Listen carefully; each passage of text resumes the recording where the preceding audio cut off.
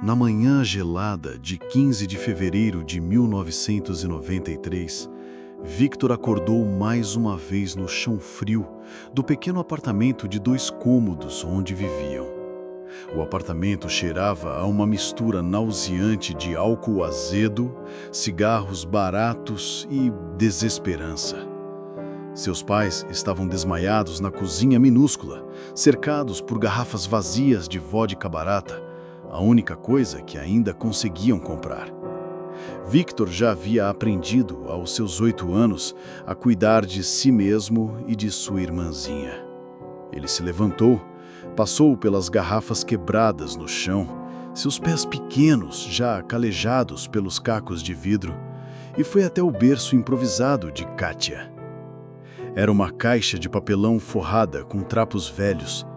A bebê chorava fraco, um choro quase sem força.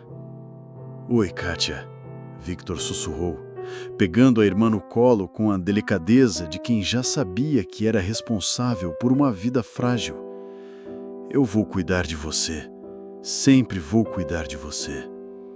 Ele olhou para a mãe e Helena, cujo rosto, uma vez bonito, agora estava inchado e amarelado pelo álcool. "Mamãe", Victor chamou baixinho, tocando seu ombro com cuidado. Ela apenas resmungou algo incompreensível em russo e virou o rosto para a parede.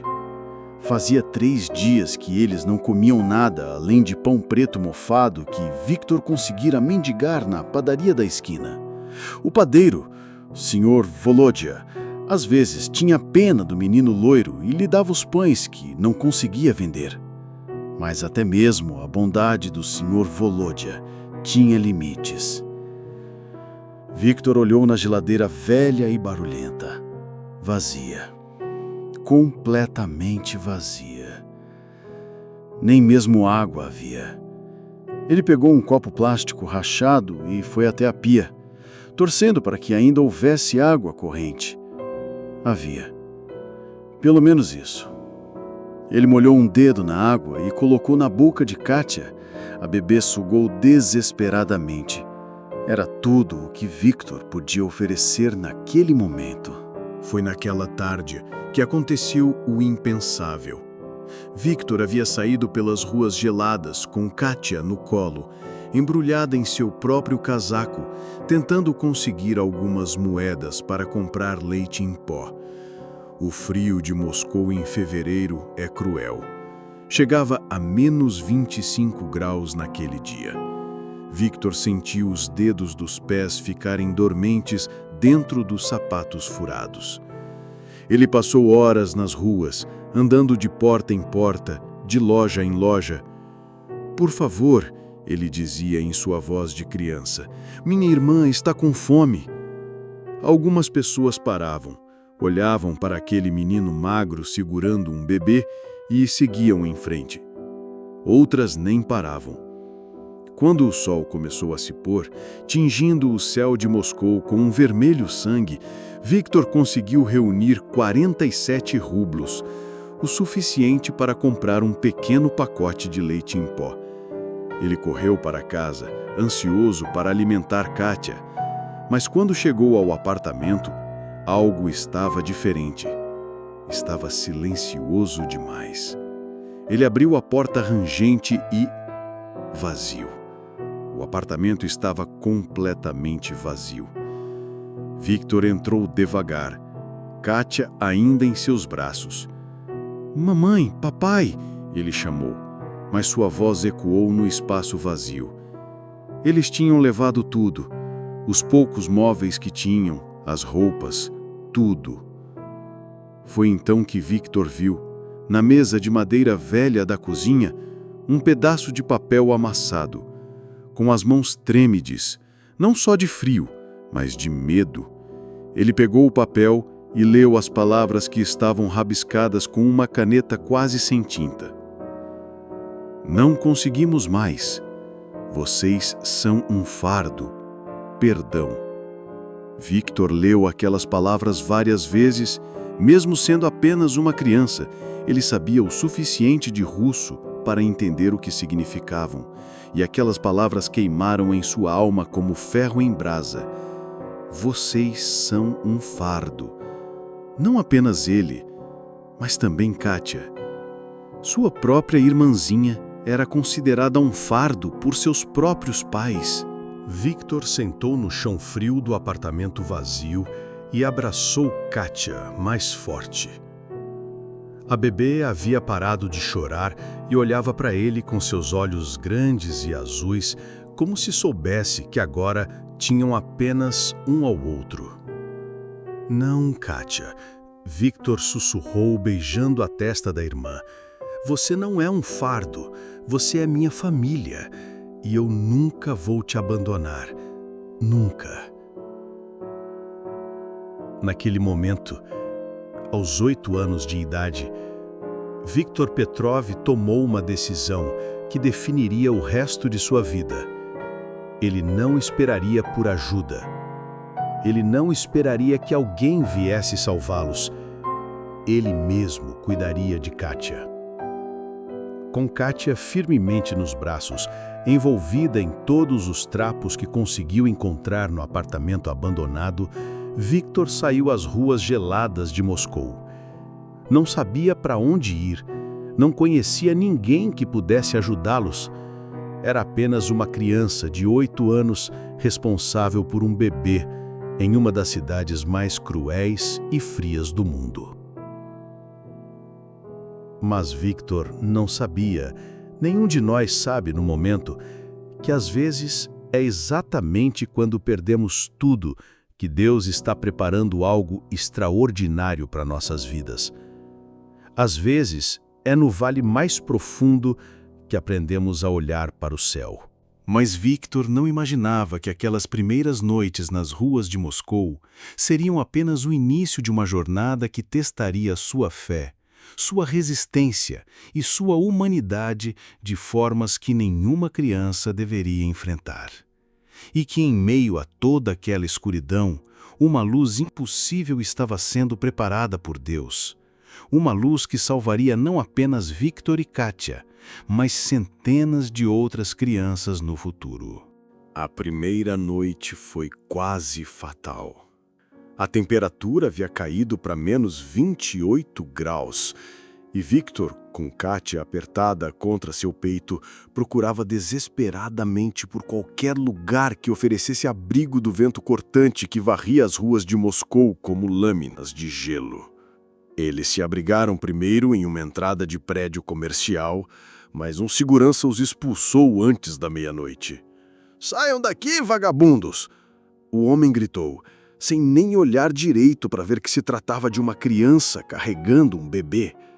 Victor correu pelas ruas escuras, Kátia chorando fraco em seus braços. O menino sentia seus lábios rachadarem pelo frio e seus pés estavam ficando dormentes dentro dos sapatos furados. Pior ainda, ele podia sentir que Kátia estava gelada, mesmo envolvida em todos os trapos que conseguira reunir. Foi quando Victor descobriu a estação de metrô Sokolnicheskaya, uma das estações mais antigas de Moscou. Havia uma área de manutenção abandonada, uma espécie de depósito subterrâneo onde o vento não entrava. O cheiro era terrível, uma mistura de urina, lixo e umidade, mas estava a alguns graus mais quente que a rua. Victor fez uma cama improvisada com jornais velhos e papelão. Ele deitou com Kátia em seu peito, tentando aquecê-la com o próprio corpo. "Nós vamos ficar bem, Kátia", ele sussurrou, mesmo tremendo incontrolavelmente. "Eu prometo que nós vamos ficar bem." Mas a fome era uma tortura constante. No segundo dia, Victor precisou tomar uma decisão que nenhuma criança deveria tomar: deixar Kátia sozinha por algumas horas para procurar comida. Victor aprendeu rapidamente as regras não escritas da sobrevivência urbana. Durante o dia, ele descobriu que as pessoas tinham mais pena de uma criança carregando um bebê do que de uma criança sozinha. Então ele carregava Kátia em um tecido amarrado ao peito, uma técnica que aprendeu vendo as mães ciganas nas estações de trem. Ele percorria as ruas comerciais do centro de Moscou, especialmente a Tverskaya e a área ao redor da Praça Vermelha. Estendia a mão pequena e suja para os transeuntes, repetindo sempre a mesma frase. Por favor, senhor, minha irmã está com fome. Por favor, só um pouco de comida. A maioria das pessoas passava por eles como se fossem invisíveis.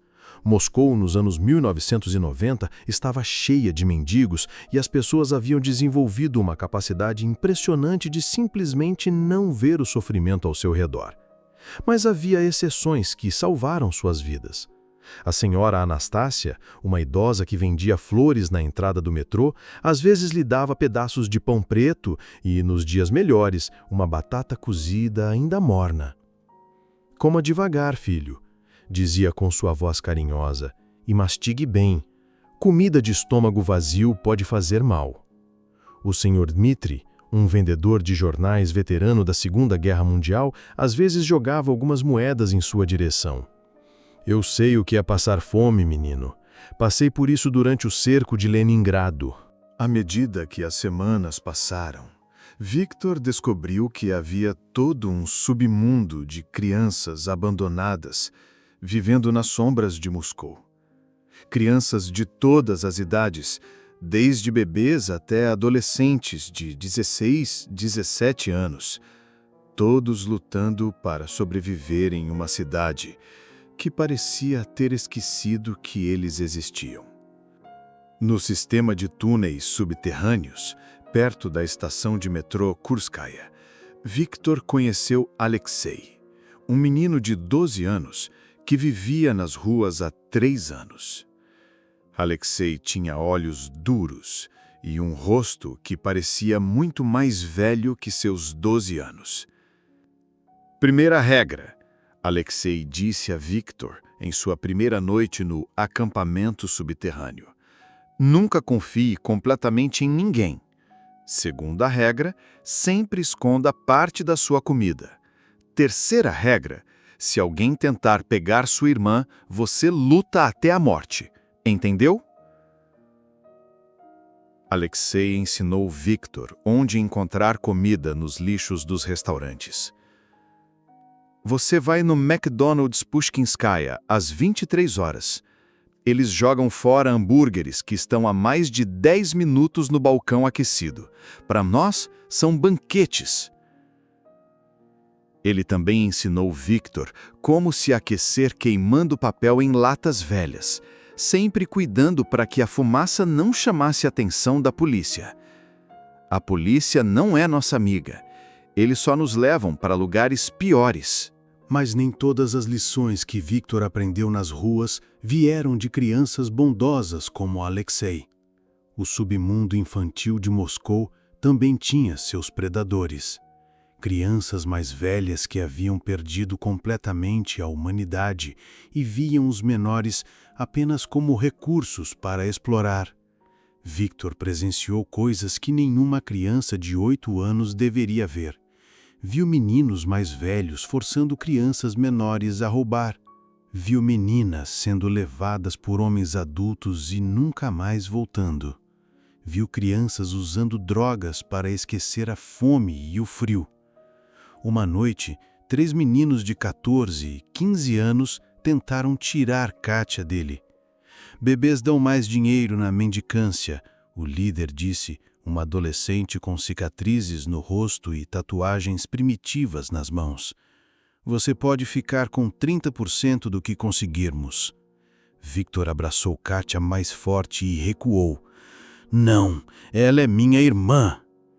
Irmã? O menino riu cruelmente. Aqui não existe família, seu idiota. Existe apenas sobrevivência. O que aconteceu em seguida mudou algo fundamental em Victor. Quando o menino mais velho tentou arrancar Kátia de seus braços, Victor lutou como um animal feroz. Ele mordeu, arranhou, chutou e gritou com uma fúria que nem sabia que existia dentro dele. Ninguém vai tocar na minha irmã! Victor gritou com uma voz que ecoou pelos túneis subterrâneos. Mesmo sendo menor e mais fraco, sua determinação era tão feroz que os outros meninos recuaram. Alexei e 2 outras crianças vieram ajudar Victor, e os predadores finalmente desistiram. Mas naquela noite, Victor entendeu uma verdade terrível. No mundo em que agora vivia, ele precisaria estar preparado para lutar até a morte para proteger Kátia. Foram 6 meses vivendo assim. 6 meses brutais em que Victor viu sua infância desaparecer pedaço por pedaço, dia após dia. Seus olhos azuis, antes brilhantes com a curiosidade natural de uma criança, se tornaram duros e desconfiados. Ele aprendeu a mentir convincentemente quando necessário, a roubar comida quando a mendicância não funcionava e a lutar ferozmente por qualquer recurso. Mas por mais que a rua tentasse endurecer seu coração, Victor mantinha uma pureza interior quando se tratava de Kátia. Todas as noites, ele cantava baixinho para ela, canções que lembrava de quando sua mãe ainda não bebia, melodias russas antigas que falavam de campos de trigo dourado e céus infinitos. Não se preocupe, Kátia. Ele sussurrava nos ouvidos da irmã durante as noites mais frias. Um dia, nós vamos ter uma casa de verdade. Um dia, nós vamos ter comida quente todos os dias. Um dia, você vai ter brinquedos e vestidos bonitos. Eu prometo. Victor não sabia que estava fazendo uma promessa que Deus já havia decidido ajudá-lo a cumprir. Mas a rua estava prestes a ensinar a Victor sua lição mais cruel. Uma manhã de março, quando a neve finalmente começava a derreter, os assistentes sociais chegaram ao submundo onde Victor e Kátia viviam. E o que aconteceu naquele dia mudaria suas vidas para sempre, mas não da forma que Victor esperava ou desejava. Era uma manhã gelada de 15 de março de 1993, quando a vida de Victor e Kátia mudou drasticamente mais uma vez. Victor havia dormido mal naquela noite. Kátia estava com febre e ele passou horas tentando aquecê-la com o próprio corpo, sussurrando orações que nem sabia de onde vinham. Às 6 da manhã, quando o submundo ainda estava mergulhado na escuridão e no silêncio, eles ouviram passos pesados ecoando pelos túneis. Não eram os passos desajeitados de mendigos ou crianças. Eram passos organizados, militares. Operação Limpeza! Uma voz autoritária gritou em russo. Todas as crianças devem se apresentar imediatamente. Victor acordou em pânico. Ao seu redor, as outras crianças do submundo começaram a se mexer nervosamente. Alexei, que dormia a poucos metros de distância, sussurrou urgentemente. Victor, esconde Kátia. Se eles levarem vocês separados, você nunca mais vai vê-la. Mas era tarde demais. Assistentes sociais uniformizados, acompanhados por policiais, invadiram o espaço subterrâneo com lanternas potentes. A luz forte cegou temporariamente as crianças que haviam se acostumado à escuridão permanente. Você, uma mulher corpulenta de uniforme azul, apontou diretamente para Victor. Quantos anos você tem? 8. Victor respondeu instintivamente, abraçando Kátia mais forte. E o bebê? É minha irmã, ela tem 1 ano e meio. A mulher fez algumas anotações em uma prancheta.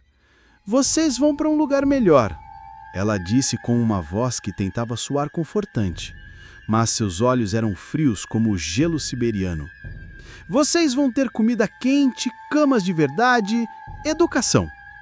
O que aconteceu em seguida foi o segundo trauma mais devastador da vida de Victor, perdendo apenas para o abandono pelos pais. Quando chegaram ao veículo do governo, uma van militar verde desbotada, outro assistente social, um homem magro com óculos, começou a organizar as crianças por idade.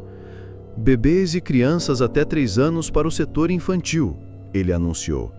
Crianças de 4 a 18 anos para o orfanato principal. Victor sentiu o mundo desmoronar. Não! Ele gritou, apertando Kátia contra o peito. Ela fica comigo. Eu cuidei dela por meses. Ela é minha responsabilidade. Criança, a mulher corpulenta disse com uma dureza que não combinava com suas palavras aparentemente bondosas. Você é apenas uma criança. Não pode cuidar de um bebê. Sua irmã precisa de cuidados médicos especializados. 2 assistentes sociais se aproximaram de Victor. Kátia, como se pressentisse o perigo, começou a chorar desesperadamente, agarrando-se às roupas rasgadas do irmão. Por favor, Victor implorou, e pela primeira vez em meses, lágrimas correram por seu rosto sujo. Eu prometi que cuidaria dela. Eu prometi que cuidaria. Mas promessas de crianças órfãos não tinham valor no sistema soviético. Os assistentes sociais arrancaram Kátia dos braços de Victor com uma eficiência brutal e mecânica.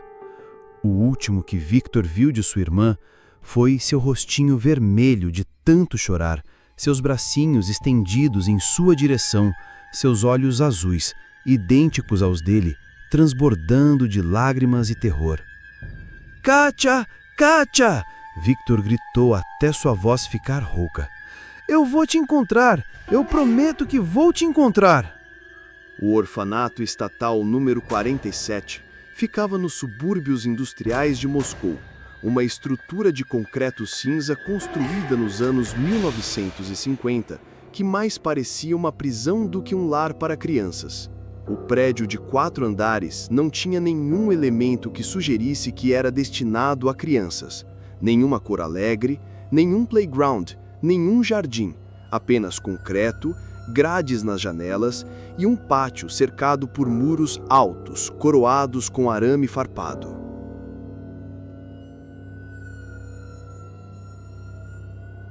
Quando Victor foi levado para dentro, o primeiro impacto foi o cheiro. Uma mistura nauseante de desinfetante barato, urina, comida azeda e algo mais sutil, mas mais perturbador, o cheiro do medo e do desespero acumulados ao longo de décadas. Se Victor pensava que a vida nas ruas era dura, o orfanato se revelou um inferno institucional cuidadosamente organizado. O diretor do orfanato era Dmitry Sergeyevich Volkov, um homem de 48 anos que parecia ter sido moldado especificamente para quebrar o espírito de crianças vulneráveis. Ele tinha 1,90 m de altura, pesava mais de 120 quilos, mãos enormes como pás e olhos pequenos e cruéis, que pareciam avaliar constantemente como causar o máximo de sofrimento psicológico. Volkov havia sido diretor do orfanato por 15 anos e sua filosofia era simples e brutal.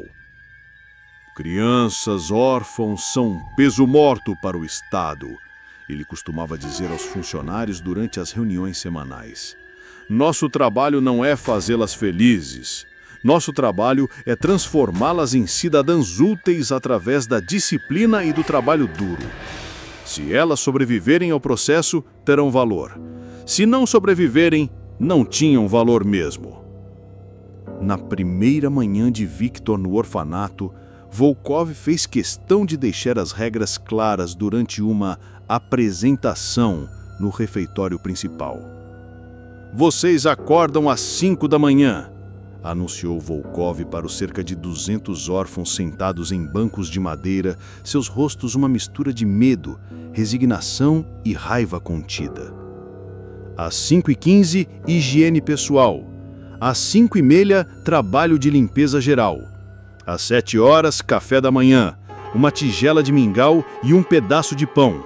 Às 8 horas, trabalho forçado até às 18 horas. Às 18h30, jantar, sopa e pão.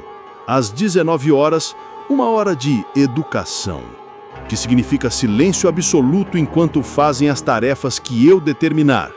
Às 20 horas, dormir.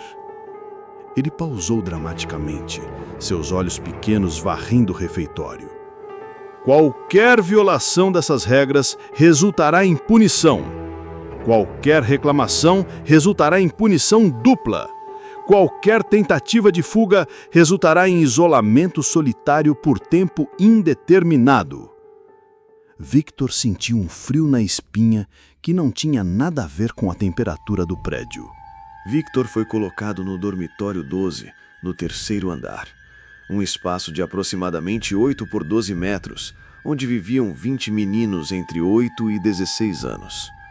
Os beliches de ferro eram dispostos tão juntos que era impossível caminhar entre eles sem esbarrar em alguém. O colchão de Victor, se é que podia ser chamado de colchão, era uma estrutura de palha coberta por um tecido grosso que fedia a urina e mofo.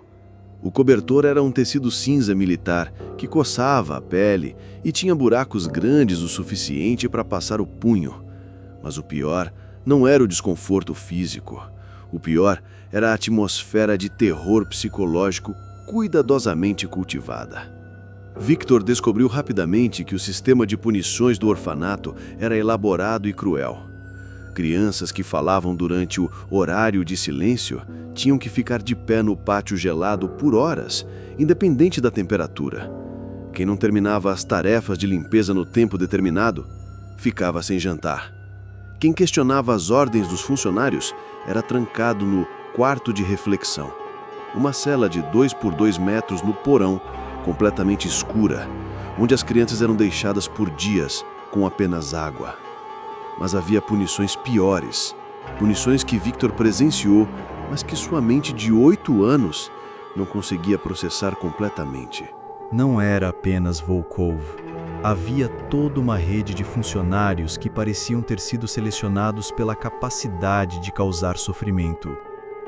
Victor nunca esqueceria de Ivan Petrov, o responsável pelos dormitórios noturnos. Um homem de 35 anos, magro e nervoso, que caminhava pelos corredores às 2, 3 da madrugada, verificando se as crianças estavam dormindo. Algumas crianças, sempre as mais novas e vulneráveis, ele verificava de forma mais detalhada. Havia também Svetlana Komarova, a enfermeira do orfanato, uma mulher de 50 anos que aplicava tratamentos médicos dolorosos por infrações mínimas. Uma criança com dor de cabeça recebia aspirinas que a faziam vomitar. Uma criança com dor de estômago era forçada a tomar um líquido amargo que causava diarreia por dias. E estava o Sr. Boris, o responsável pelo trabalho educativo, que significava forçar crianças de 8 anos a carregar sacos de 25 quilos, limpar banheiros com as mãos nuas, ou trabalhar na cozinha movimentando panelas de água fervente. Você é um nada, Volkov gritava para Victor sempre que ele perguntava, e ele perguntava todos os dias, sobre sua irmã Katia. Seus pais bêbados te abandonaram porque você não vale nada. Ninguém nunca vai te querer. Sua irmã provavelmente já morreu, e se não morreu, é melhor que esqueça que você existe. Essas palavras eram repetidas não apenas para Victor, mas para todas as crianças, de forma sistemática e calculada. Era um processo de quebra psicológica, destinada a destruir qualquer senso de alto valor ou esperança. Victor começou a acreditar nelas. Aos poucos, a voz cruel de Volkov começou a ecoar em sua própria mente. Você não vale nada. Você merece este sofrimento. Você é um fardo. Durante 2 anos, 2 anos intermináveis, Victor viveu nesse pesadelo. Ele viu crianças desaparecerem misteriosamente, transferidas para outras instituições que ninguém sabia onde ficavam. Viu outras crianças se tornarem completamente apáticas, perdendo qualquer vontade de viver, sentadas em cantos por horas, olhando para o nada. Algumas tentaram fugir. Victor nunca se esqueceu de Mikhail, um menino de 11 anos, que tentou escalar o muro do pátio em uma noite de outubro. Quando foi capturado, Volkov fez questão de que todas as crianças assistissem sua punição no pátio central. Victor estava perdendo a esperança. Aos 10 anos, ele já pensava em desistir completamente. A imagem de Katia em sua mente estava ficando mais e mais vaga. Às vezes ele se pegava duvidando se ela realmente existiu ou se era apenas um sonho de uma vida melhor que ele inventou para suportar a dor. Mas Deus nunca abandona seus filhos, mesmo quando eles pensam que ele os esqueceu. Justamente quando Victor estava prestes a perder completamente a esperança, quando sua alma estava quase quebrada além do que poderia ser restaurada, algo completamente inesperado aconteceu. Uma nova professora chegou ao orfanato e ela trazia consigo algo que Victor nunca havia encontrado antes, algo que mudaria para sempre o curso de sua vida, a semente da verdadeira esperança. Era uma manhã fria de outubro de 1994, quando Irina Mikhailovna Volkonsky chegou ao orfanato estatal número 47. Ela tinha 52 anos, cabelos grisalhos presos em um coque simples e usava um casaco marrom gasto que havia pertencido à sua mãe. Mas havia algo em seus olhos, uma luz serena e profunda, que a diferenciava completamente de todos os adultos que Victor havia conhecido. Irina era professora de literatura e história há 28 anos. Ela havia perdido o emprego na escola estatal onde trabalhava porque foi descoberta ensinando valores cristãos disfarçados em suas aulas de literatura russa. Na Rússia de 1994, ainda havia uma resistência oficial à religião, especialmente nas instituições públicas. Mas Irina não se amargou. Ela viu sua demissão como um chamado de Deus. Senhor, ela havia orado na pequena igreja ortodoxa perto de sua casa. Se tu me tiraste da escola, é porque tens um trabalho mais importante para mim. Mostra-me onde posso servir-te melhor. A resposta veio na forma de um anúncio no jornal local.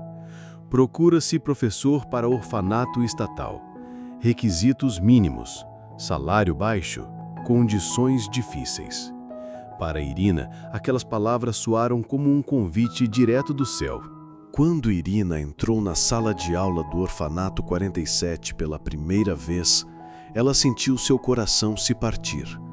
40 crianças entre 8 e 16 anos estavam sentadas em carteiras de madeira quebradas, usando uniformes cinzentos desbotados. Mas o que mais a chocou não foi a pobreza material. Ela esperava isso. O que a devastou foram os olhos das crianças. Eram olhos mortos, olhos que haviam desistido, olhos que não refletiam curiosidade, esperança ou mesmo raiva, apenas um vazio profundo e assustador. Todas, exceto uma criança. No fundo da sala, sozinho na última carteira, estava um menino loiro de aproximadamente 10 anos. Seus olhos azuis ainda tinham uma centelha, pequena, quase imperceptível, mas ainda viva. Ele observava Irina com uma intensidade que a surpreendeu. "Qual é o seu nome?" Irina perguntou suavemente, aproximando-se da carteira do menino. "Victor Petrov", ele respondeu, desconfiado. Na experiência de Victor, adultos que demonstravam interesse pessoal nele geralmente tinham más intenções. "Victor", ela repetiu, saboreando o nome. Um nome forte, significa vitorioso em latim. Você sabia disso? Victor balançou a cabeça negativamente. Ninguém nunca havia dito que seu nome significava algo bom. Bem, agora você sabe. E eu acredito que nomes têm poder, Victor. Eles carregam destinos. Irina sorriu. O primeiro sorriso genuíno que Victor via há anos. Irina rapidamente descobriu que ensinar no orfanato era como tentar plantar flores em solo rochoso. As crianças haviam sido condicionadas a não confiar, a não sonhar, a não esperar nada além de sofrimento. Mas Irina era persistente. Ela trazia livros de sua própria biblioteca pessoal, edições gastas de Tolstói, Dostoiévski, Pushkin. Mais importante ainda, ela trazia histórias de esperança disfarçadas de lições de literatura. Hoje vamos falar sobre os Irmãos Karamazov, de Dostoiévski. Ela anunciou em uma manhã de novembro, enquanto a neve começava a cair lá fora. Alguém sabe sobre o que é este livro? Silêncio total. As crianças olhavam para ela com expressões vazias. É sobre 3 irmãos que passaram por grandes sofrimentos, Irina continuou, seus olhos encontrando especialmente os de Victor. Irmãos que foram separados, que enfrentaram dores terríveis, que quase perderam a fé. Mas descobriram que, mesmo nas trevas mais profundas, existe uma luz que nunca se apaga. Victor sentiu algo mexer em seu peito. Irmãos separados? Ele não era o único. Irina notou imediatamente que Victor era diferente das outras crianças. Não apenas porque ainda havia vida em seus olhos, mas porque ele mostrava uma inteligência notável. Quando ela fazia perguntas sobre as histórias que contava, Victor era o único que respondia com insights genuínos.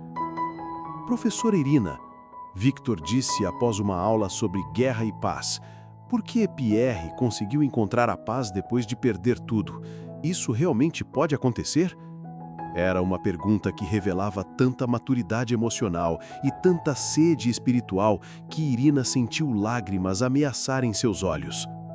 Venha comigo após a aula, Victor, ela disse suavemente. Tenho alguns livros que acho que você gostaria de ler.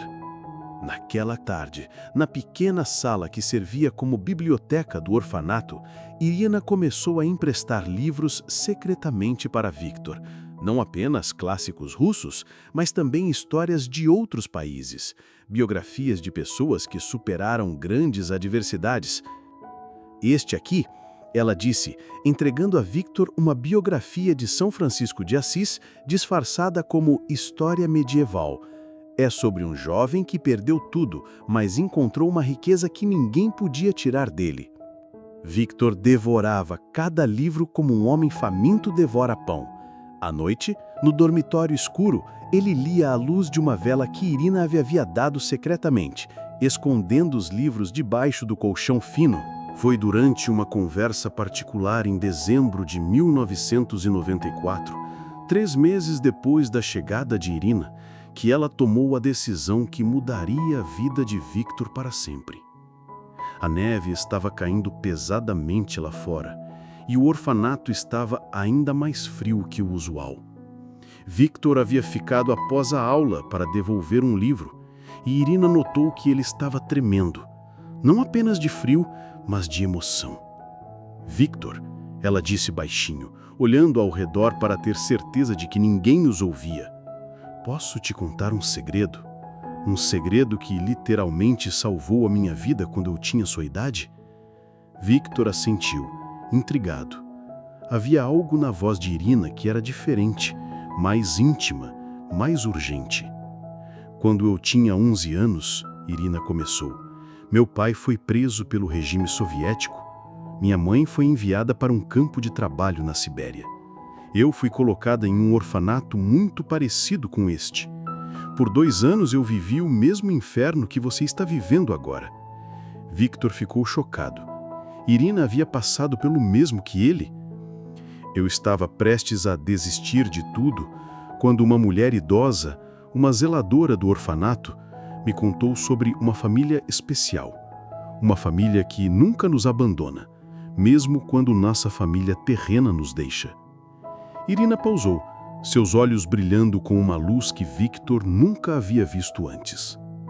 Ela me disse que existe um pai no céu que ama cada criança de forma especial, mas principalmente aquelas que estão sofrendo.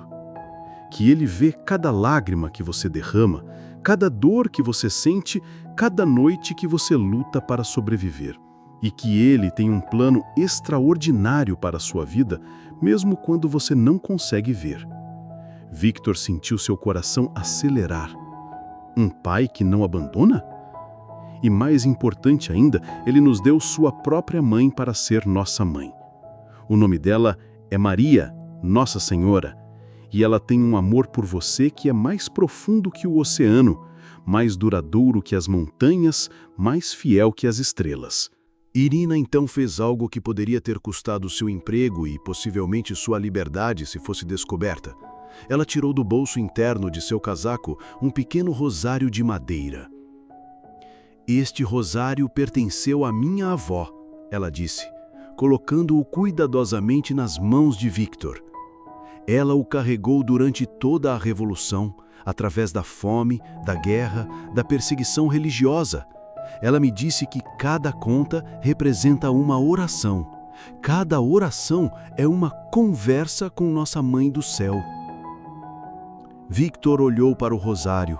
As contas de madeira eram gastas pelo tempo e pelo toque de mãos devotas.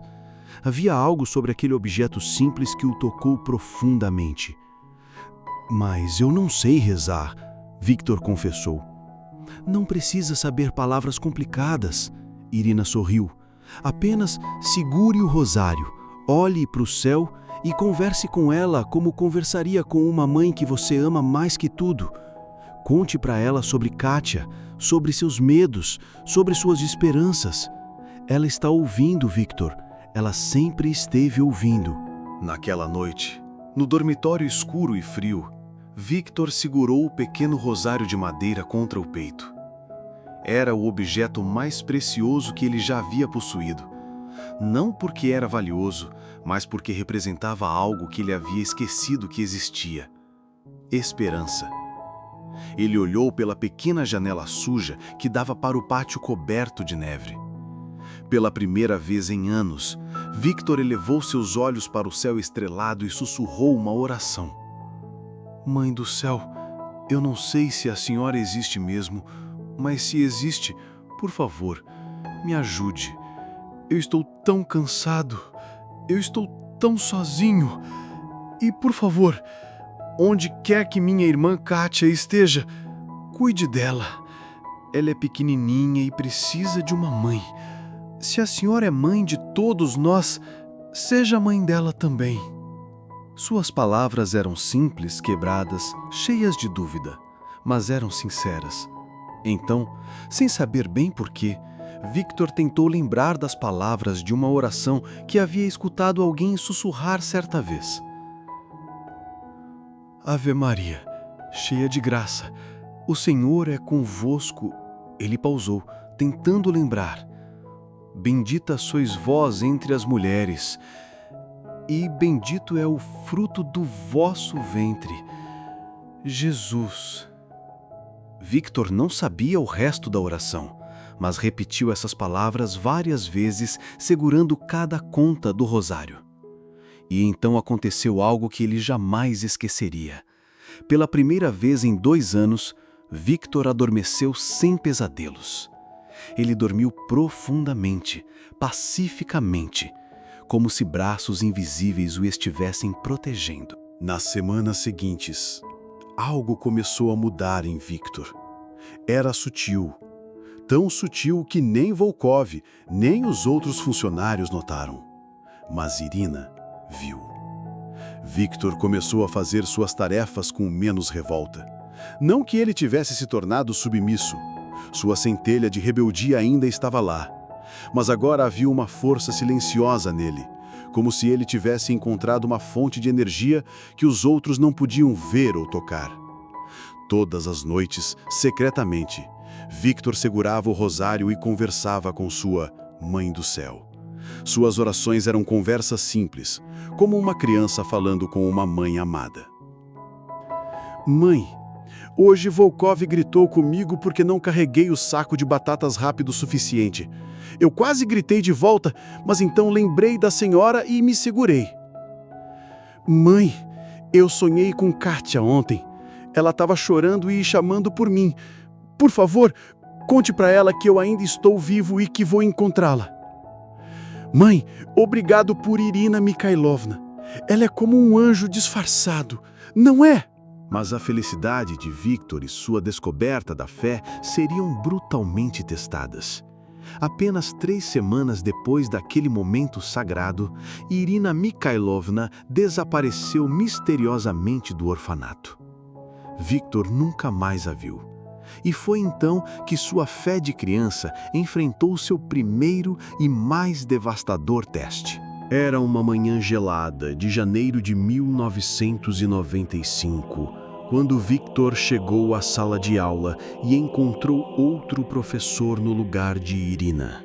Um homem magro e nervoso chamado Professor Antonov, que imediatamente anunciou que a professora anterior havia sido transferida e que perguntas sobre seu paradeiro eram proibidas.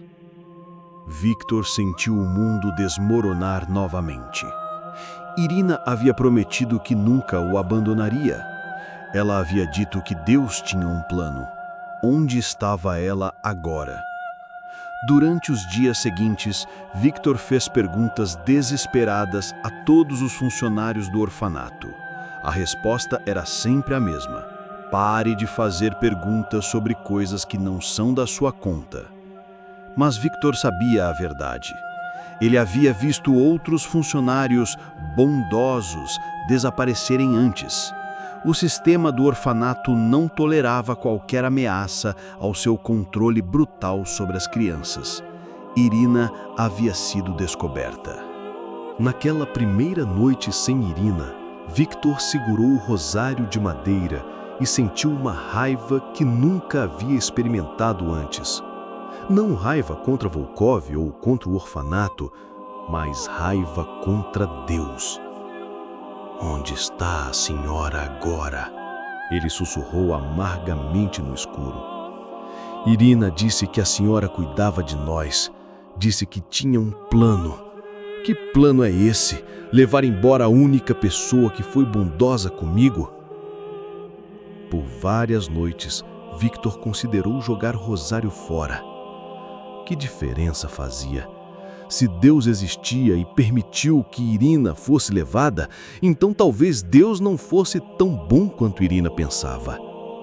Mas algo dentro dele, talvez a semente que Irina havia plantado, se recusava a desistir completamente. Apesar da dor e da dúvida, Victor desenvolveu um ritual secreto que se tornaria sua âncora pelos próximos 8 anos. Todas as noites, depois que as luzes se apagavam no dormitório e ele tinha certeza de que todos estavam dormindo, Victor tirava o rosário de debaixo do colchão onde o mantinha escondido. Ele se cobria completamente com um cobertor grosso e, na escuridão total, sussurrava suas orações. Suas conversas com Maria eram diferentes agora, mais honestas, mais cruas. Mãe, eu estou com raiva da senhora. Eu estou com raiva de Jesus. Eu estou com raiva de Deus. Por que deixaram Irina ir embora? Mãe, eu tentei ser bom hoje, mas Volkov me fez carregar sacos de 30 quilos por 3 horas. Minhas costas estão doendo e eu tenho só 10 anos. Mãe, por favor, me conte onde está Kátia. Eu sonho com ela toda noite. Às vezes eu sonho que ela está morta e acordo gritando. Durante o dia, quando realizava trabalhos forçados, limpando banheiros imundos, carregando sacos pesados, trabalhando na cozinha, movimentando panelas de água fervente, Victor sentia o contorno do rosário em seu bolso, escondido cuidadosamente entre remendos de seu uniforme. Aquele toque da madeira gasta se tornou seu lembrete silencioso de que nem tudo era desespero. Era sua forma de orar, mesmo quando não podia falar. Irina havia deixado outro presente escondido para Victor. Uma semana após seu desaparecimento, Victor encontrou, entre as páginas de um dos livros que ela lhe havia emprestado, uma pequena folha de papel com versos escritos à mão. Ainda que eu ande pelo vale da sombra da morte, não temerei mal algum, porque tu estás comigo. Tua vara e teu cajado me consolam. Deus está perto dos que têm o coração quebrantado e salva-os de espírito abatido. Pois eu conheço os planos que tenho para vós, oráculo do Senhor, planos de paz e não de desgraça, para vos dar um futuro cheio de esperança. Os anos passaram lentamente, cada um parecendo uma década. Victor cresceu de uma criança de 10 anos para um adolescente de 16, e o orfanato continuou sendo seu inferno pessoal, mas algo havia mudado fundamentalmente nele. Enquanto outras crianças se tornavam cada vez mais apáticas ou violentas, Victor desenvolveu uma força interior que intrigava até mesmo Volkov. Ele ainda era punido, ainda sofria, ainda carregava a dor da separação de Katia. Mas havia uma qualidade inabalável nele agora. "Por que você nunca quebra?" perguntou certa vez Dmitri, um menino de 14 anos que dormia na cama ao lado da de Victor. "Volkov te pune mais que qualquer um, mas você sempre volta." Victor não sabia como explicar. Como poderia dizer que todas as noites conversava com uma mãe invisível? Como poderia falar sobre o rosário escondido ou sobre as palavras de esperança que guardava no coração? "Eu tenho uma irmã para encontrar." Foi tudo que Victor disse. E alguém uma vez me disse que Deus tem um plano. O teste mais severo da fé de Victor veio quando ele tinha 15 anos.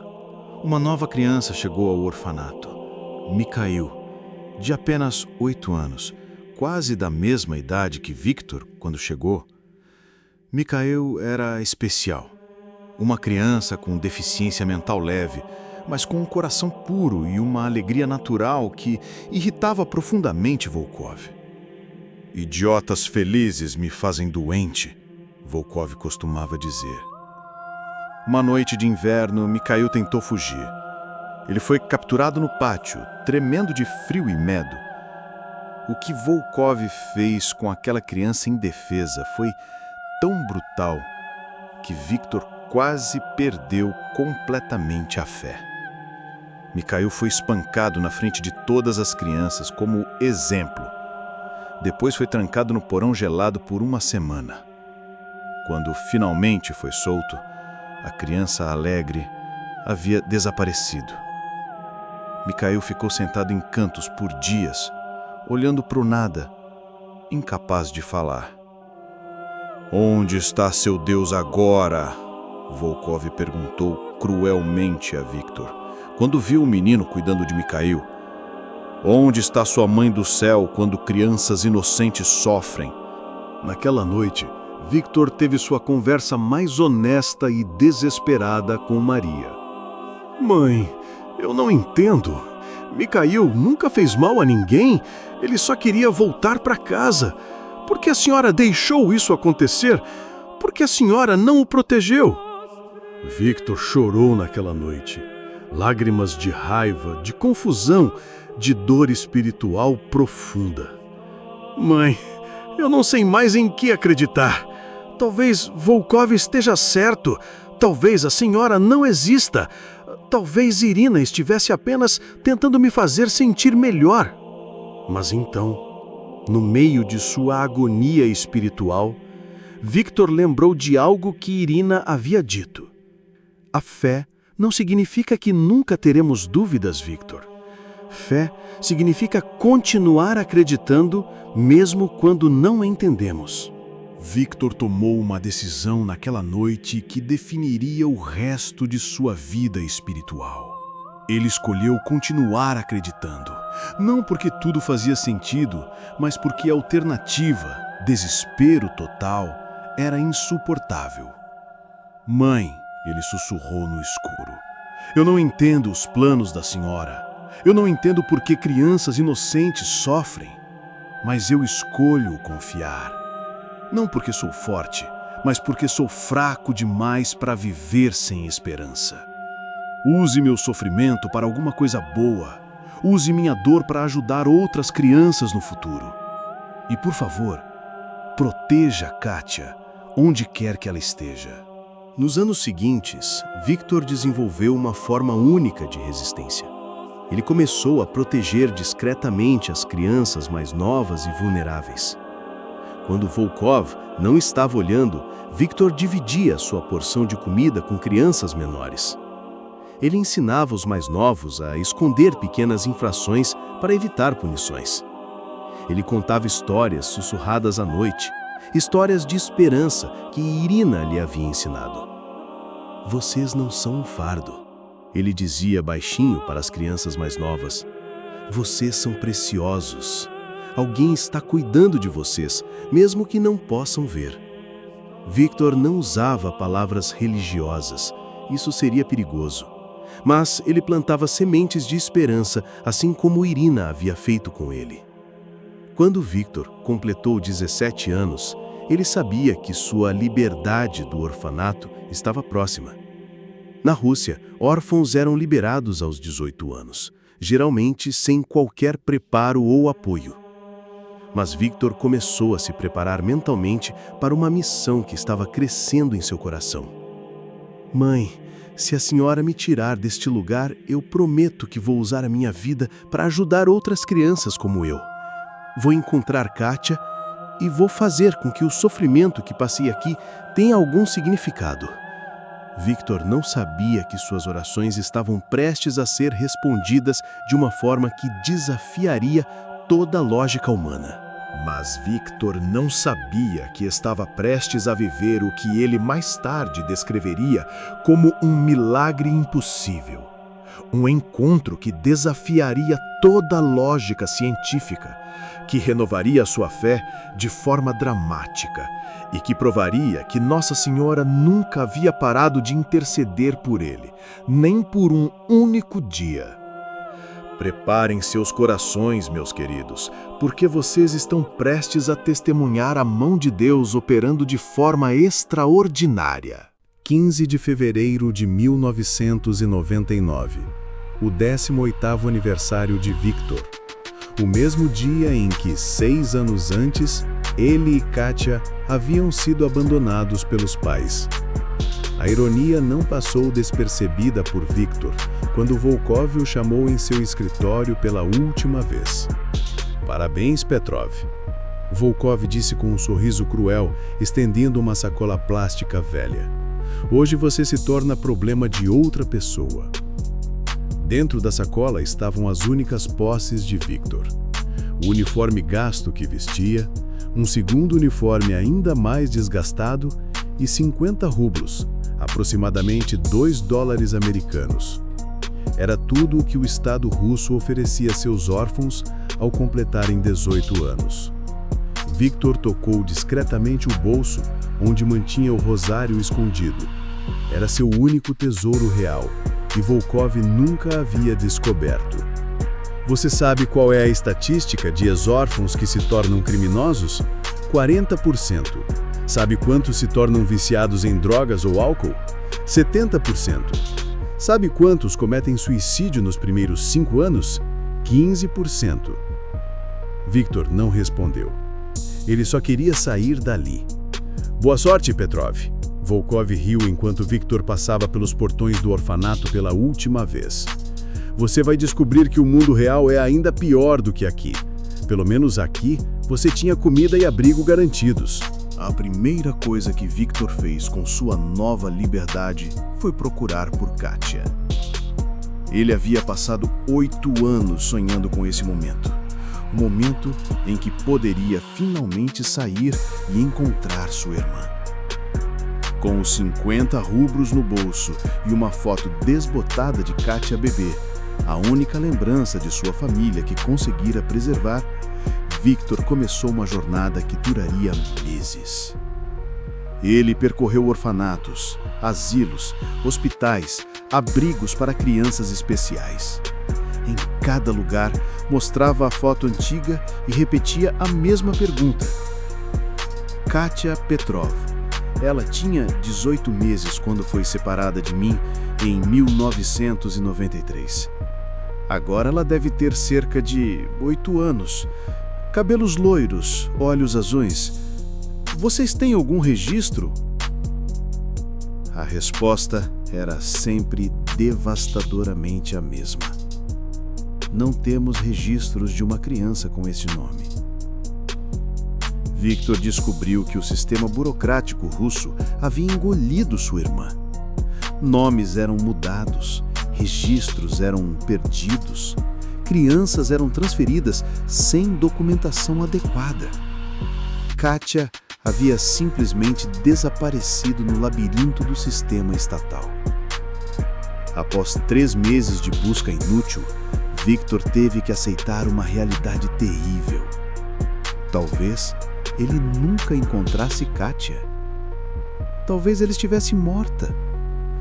Talvez todo o seu sofrimento, todas as suas orações, toda a sua esperança tenham sido em vão.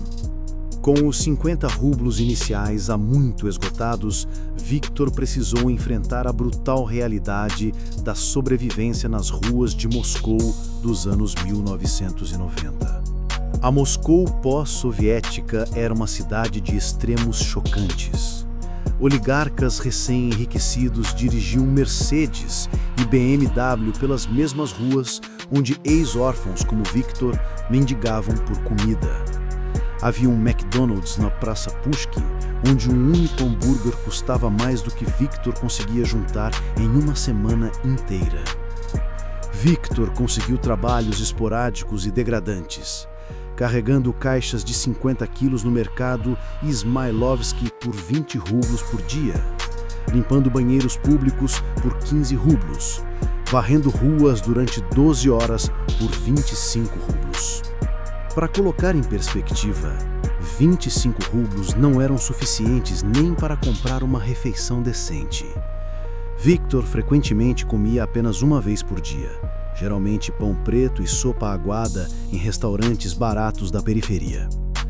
Ele dormia onde conseguia, albergues superlotados e fedorentos quando tinha dinheiro, 30 rublos por noite, parques públicos quando estavam mais quente, entradas de prédios quando estava desesperado, de volta aos túneis do metrô quando estava completamente sem opções.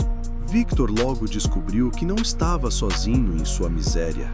A transição do comunismo para o capitalismo havia criado uma classe inteira de descartáveis, pessoas que o novo sistema simplesmente não conseguia absorver. Ele conheceu outros ex-órfãos que haviam saído do sistema nos anos anteriores. Suas histórias eram aterrorizantes. Sergei, 22 anos, que havia se tornado viciado em heroína 2 anos após deixar o orfanato. A droga é a única coisa que faz a dor parar, Victor. É a única coisa que me faz esquecer que eu não existo para ninguém.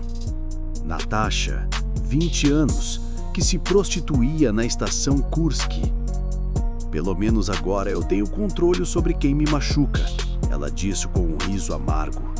No orfanato, eu não tinha nem isso. Alexei, o mesmo menino que havia ensinado Victor a sobreviver nas ruas anos antes, agora com 19 anos e profundamente envolvido com crime organizado. Victor, você tem 2 escolhas: se tornar predador ou continuar sendo presa. Não existe meio termo. Durante aqueles primeiros meses brutais nas ruas, Victor sentiu sua fé sendo sistematicamente destruída pela realidade implacável. Suas orações se tornaram raras e amargas. Quando orava, era mais para reclamar do que para pedir ajuda. Mãe do céu, onde está o plano que a Senhora tinha para mim? Onde está a esperança? Eu fiz tudo certo, mantive a fé mesmo quando era difícil. E para quê? Para acabar mendigando nas mesmas ruas onde comecei? Onde estava a Senhora quando Kátia precisava ser protegida? Por que a Senhora me tirou de mim se não consegue nem me ajudar a encontrá-la? Talvez Volkov estivesse certo. Talvez eu realmente seja um nada. Talvez Deus não se importe conosco, os descartáveis. O inverno de 1999-2000 foi particularmente brutal, tanto meteorológica quanto espiritualmente. As temperaturas chegaram a menos 35 graus Celsius e Victor estava vivendo em condições que testavam os limites da resistência humana. Ele havia perdido outro emprego, desta vez por atitude inadequada, quando se recusou a trabalhar 16 horas por dia sem intervalo. Foi despejado de seu quarto minúsculo, um cubículo de 2 por 3 metros que dividia com 2 outros homens por não conseguir pagar o aluguel. Victor estava literalmente morrendo de frio e fome nas ruas de Moscou. Ele havia perdido cerca de 15 quilos desde que saíra do orfanato. Suas roupas estavam em frangalhos. Seus sapatos tinham buracos tão grandes que seus pés estavam constantemente molhados e gelados. Pior que o sofrimento físico era o isolamento emocional. Victor olhava para as pessoas normais, famílias caminhando juntas, casais se beijando, crianças brincando nos parques e se sentia como um alienígena observando uma espécie diferente. Eu não pertenço a este mundo, pensava ele enquanto caminhava pelas ruas geladas. Nunca vou ter uma família normal. Nunca vou ter um lar de verdade. Nunca vou ter paz. Foi durante essa época que Victor começou a contemplar seriamente o suicídio. Ele conhecia os métodos. Havia visto outros ex-órfãos escolherem esse caminho. A ponte sobre o rio Moscová era um local tristemente famoso. Qual é o sentido de continuar? Ele se perguntava todas as noites. Para quem estou vivendo? Para que estou lutando? Kátia provavelmente está morta ou esqueceu que eu existo. Deus claramente me abandonou. Por que continuar com essa agonia? Victor chegou a ir à ponte várias vezes, sempre carregando o rosário de madeira no bolso. Ele ficava lá por horas, olhando para as águas escuras, lutando consigo mesmo.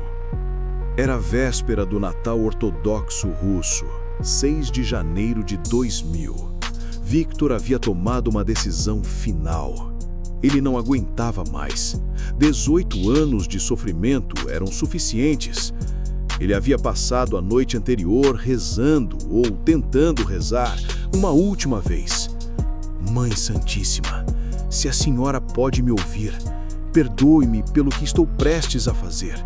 Eu tentei ser forte, eu tentei ter fé, mas não consigo mais. A dor é maior que eu.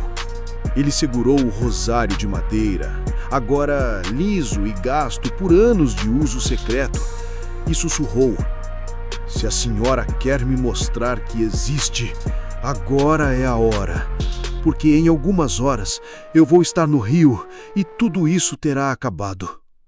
Victor não sabia que estava fazendo a oração mais importante de sua vida e que Nossa Senhora havia estado preparando uma resposta que desafiaria toda a lógica humana.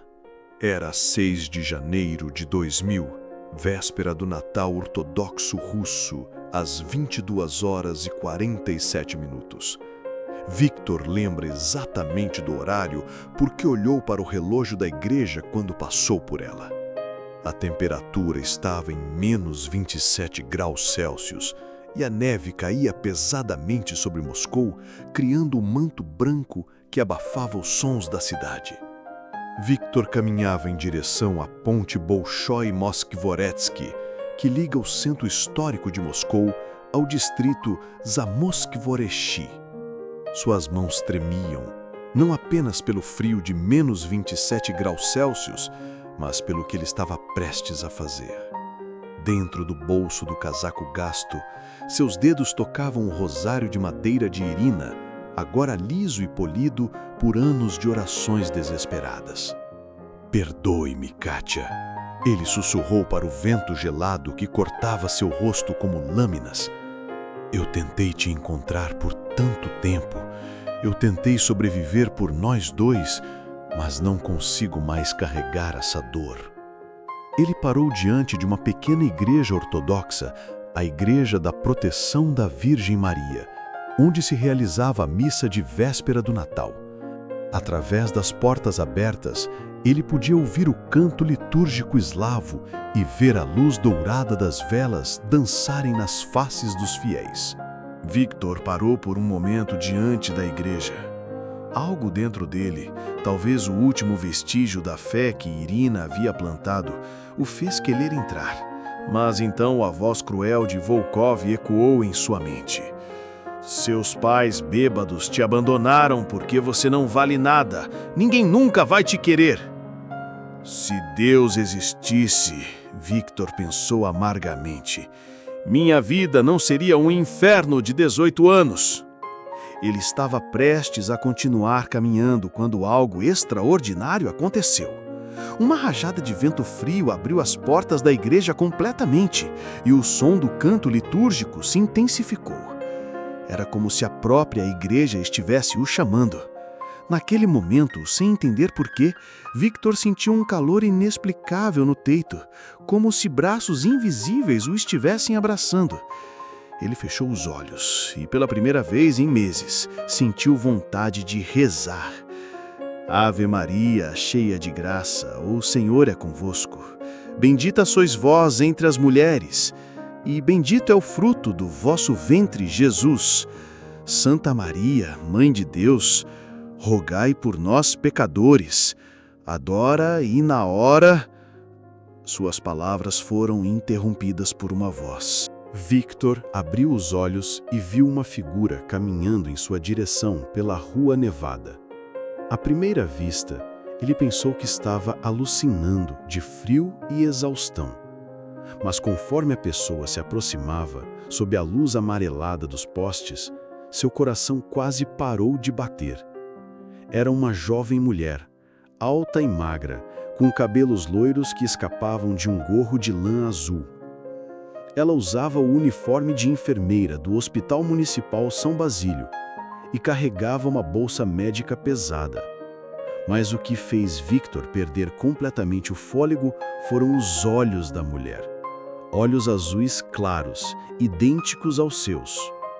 Por um momento que pareceu uma eternidade, eles se olharam através da neve que caía. Então, a mulher parou bruscamente e deixou a bolsa cair na neve. Victor! Ela sussurrou, sua voz tremendo de incredulidade. Victor Petrov! Victor sentiu suas pernas ficarem fracas. Havia apenas uma pessoa no mundo que poderia conhecer seu nome e ter aqueles olhos exatos. Kátia! Ele mal conseguiu pronunciar o nome. A resposta veio na forma do abraço mais desesperado e emocionante que dois irmãos jamais compartilharam.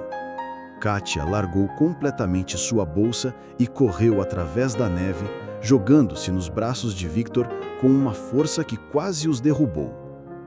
Meu Deus! É realmente você! Ela chorou, apertando o rosto contra o peito do irmão. Victor, meu irmão! Eu procurei por você por 17 anos! 17 anos! Victor não conseguia falar. Estava tremendo violentamente e não era apenas pelo frio. Depois de 17 anos separados, em uma cidade de 12 milhões de habitantes, eles se encontraram na rua por acaso. Mas a impossibilidade estatística era ainda maior. Kátia trabalhava no Hospital São Basílio, a 15 quilômetros de distância, e só estava naquela área porque havia sido chamada para uma emergência médica em uma casa próxima. O plantão dela havia terminado às 22 horas, mas a emergência a atrasou por 47 minutos. Se ela tivesse saído do hospital no horário normal, teria passado por aquela rua às 22h30. Victor só estava naquela rua específica às 22h47 porque havia parado na igreja por alguns minutos. Uma diferença de 17 minutos em 17 anos de separação. Como é possível? Victor finalmente conseguiu falar, ainda abraçando Kátia como se ela fosse desaparecer se ele a soltasse. Eu trabalho no hospital ali. Kátia apontou para um prédio com uma cruz vermelha a algumas quadras de distância. Estou voltando para a casa do turno da noite. E você? O que está fazendo aqui neste frio terrível, nesta hora? Victor olhou em direção à ponte onde havia planejado terminar sua vida, depois de volta para sua irmã. Como ele poderia explicar onde estava indo? Como poderia dizer que estava a minutos de cometer suicídio? Eu estava caminhando, ele disse, não conseguindo contar a verdade naquele momento sagrado. Victor, você está gelado e tão magro. Kátia tocou o rosto do irmão com preocupação médica. Venha comigo imediatamente. Minha casa fica a apenas 2 quadras daqui. Temos muito que conversar. Enquanto caminhavam juntos pela neve, Kátia contou rapidamente sua história. Victor, eu nunca parei de te procurar. Nunca. Desde que tive idade suficiente para entender o que havia acontecido, eu procurei por você em cada orfanato, cada hospital, cada abrigo de Moscou. Eu fui adotada quando tinha 3 anos por uma família maravilhosa, Dr. Sergei e Dra. Helena Volkov. Sim, ironicamente o mesmo sobrenome do diretor do seu orfanato, mas pessoas completamente diferentes. Eles são médicos católicos que não conseguiam ter filhos. Eles me amaram, me educaram, pagaram meus estudos de enfermagem. Mas toda noite, antes de dormir, eu rezava o terço pedindo a Nossa Senhora que te protegesse e que nos reuníssemos novamente.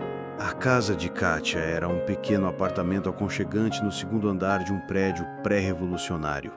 Mas para Victor, que havia passado anos dormindo em ruas e albergues infectos, aquele lugar parecia um palácio. Kátia imediatamente preparou chá quente e obrigou Victor a se sentar perto do radiador. Ela trouxe roupas quentes do marido. Sim, ela havia se casado há 2 anos com um médico pediatra chamado Alexei. Victor, eu preciso te contar sobre algo que pode mudar completamente sua compreensão sobre o que aconteceu esta noite, Kátia disse, sentando-se ao lado do irmão na pequena sala aquecida. O quê? Você se lembra da professora do seu orfanato, Irina Mikhailovna? Victor engasgou com a chá. Como você sabe sobre Irina? Porque ela me encontrou, Victor, 3 anos depois que você a conheceu. Kátia se levantou e foi até uma pequena escrivaninha de madeira no canto da sala. Ela voltou carregando uma caixa de madeira velha, muito parecida com a que havia guardado os livros de Irina. Irina Mikhailovna não desapareceu como você pensou, Kátia explicou cuidadosamente. Ela foi demitida do orfanato porque descobriram que ela estava influenciando religiosamente as crianças. Mas, Victor, ela não desistiu de você. Não entendo. Ela passou 3 anos procurando por você. Quando não conseguiu encontrá-lo através dos canais oficiais, porque o sistema era propositalmente confuso, ela mudou de estratégia. Ela decidiu me encontrar, sabendo que se encontrasse a sua irmã, eventualmente encontraria você. Kátia abriu a caixa cuidadosamente. Dentro havia dezenas de cartas escritas à mão, fotografias e um pequeno crucifixo de madeira. Ela me encontrou através dos meus pais adotivos em 1997. Ela lembrava do seu nome completo, da sua idade e sabia que você tinha uma irmã bebê. Através de contatos na Igreja Católica, ela conseguiu rastrear adoções de crianças que coincidiam com a descrição. Quando ela me encontrou, eu tinha 7 anos. Ela me contou toda a história, sobre você, sobre o rosário que te deu, sobre as orações que fazia por você todos os dias. Kátia tirou da caixa um maço de cartas amareladas pelo tempo. Ela me deu estas cartas para te entregar quando te encontrasse. A primeira é de dezembro de 1995, apenas um mês depois que ela foi demitida do orfanato. Com mãos trêmulas, Victor abriu a primeira carta. Meu querido Victor, sei que deve estar se perguntando onde estou e por que te deixei. A verdade é que fui descoberta pelos funcionários do orfanato. Eles encontraram o rosário que te dei e me acusaram de corrupção religiosa de menores. Mas quero que saiba, eu não te abandonei, nunca te abandonarei. E Nossa Senhora também não. Suas orações, mesmo as mais zangadas e desesperadas, estão sendo ouvidas. Estou procurando por você através de todos os meios possíveis. E estou procurando por sua irmã Kátia também. Deus tem um plano para reunir vocês, um plano maior do que qualquer um de nós pode imaginar. Continue rezando o rosário, continue conversando com Nossa Senhora. Mesmo quando parecer que ela não está ouvindo, ela está orquestrando um milagre. Com amor eterno e orações diárias. Irina Mikhailovna. Victor chorou enquanto lia. Pela primeira vez em anos, chorou lágrimas de alívio, não de dor. Kátia tirou outra carta da caixa. Esta é a última carta que ela escreveu, datada de novembro de 1999, apenas 2 meses atrás. Victor, ela morreu no mês passado, mas não antes de me fazer uma promessa profética. A última carta dizia: Minha querida Kátia e meu querido Victor, se vocês estão lendo esta carta juntos, significa que Nossa Senhora respondeu minhas orações de uma forma milagrosa. Eu sempre soube que este dia chegaria.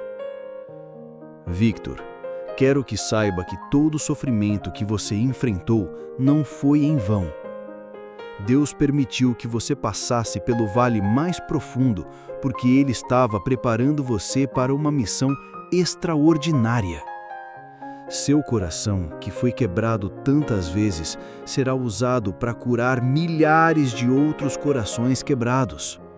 Sua dor se tornará a fonte de esperança para crianças que estão passando exatamente pelo que você passou. Kátia, sua oração diária do rosário foi o que manteve Victor vivo nos momentos mais desesperados. Nossa Senhora usou suas orações como uma corrente dourada, ligando 2 corações que o mundo tentou separar. E agora, finalmente, vocês estão juntos. Não por acaso, não por coincidência, mas pelo poder da oração perseverante e pela intercessão maternal de Nossa Senhora. Nunca é tarde demais para recomeçar. Nunca é tarde demais ter fé. Nunca é tarde demais crer em milagres. Com amor eterno e gratidão a Deus, Irina Miguelovna. Naquela noite, pela primeira vez em anos, Victor orou de verdade. Não uma oração de raiva ou desespero, mas de profunda gratidão. Ele tirou o rosário de madeira do bolso, aquele mesmo rosário que Irina lhe dera 6 anos antes. Mãe Santíssima, ele sussurrou, com Kátia ajoelhada ao seu lado. Perdoe-me por duvidar da senhora. Perdoe-me por quase desistir. Obrigado por proteger Kátia todos estes anos. Obrigado por mandar Irina como anjo para nós 2. E obrigado por este milagre impossível. Kátia segurou a mão do irmão enquanto rezavam juntos. Ave Maria, cheia de graça, o Senhor é convosco. Bendita sois vós entre as mulheres, e bendito é o fruto do vosso ventre, Jesus. Santa Maria, Mãe de Deus, rogai por nós, pecadores, agora e na hora de nossa morte. Amém. Era a primeira vez em 17 anos que rezavam juntos. Mas a transformação de Victor estava apenas começando. O que ele descobriria nas semanas seguintes sobre a jornada espiritual de Kátia e sobre a missão que Deus havia preparado para ele mudaria não apenas suas vidas, mas a vida de milhares de crianças órfãs. E tudo começava com uma revelação sobre o que realmente sustentou Victor durante todos aqueles anos de sofrimento. Victor acordou na manhã de 7 de janeiro de 2000, Natal ortodoxo, em uma cama de verdade pela primeira vez em meses. Kátia havia insistido que ele dormisse no quarto de hóspedes, e por alguns segundos após acordar, Victor pensou que tudo havia sido um sonho. Mas então ele ouviu a voz familiar de sua irmã na cozinha, preparando o café da manhã tradicional de Natal russo, e soube que o milagre era real. "Bom dia, meu irmão", Kátia disse quando Victor apareceu na cozinha, ainda vestindo as roupas emprestadas do marido dela. "Como você dormiu? Foi a primeira noite sem pesadelos em... não lembro quando", Victor confessou.